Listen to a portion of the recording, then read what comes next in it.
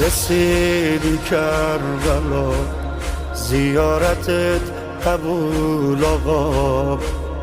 حالا چی کار کنیم با جای خالی شما؟ چجوری سر کنیم زندگی رو بدون تو؟ چطور ما زنده ایم روی زمین خون تو؟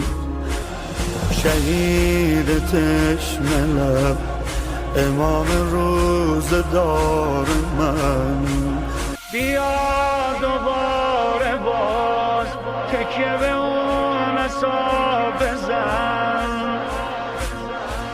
دلا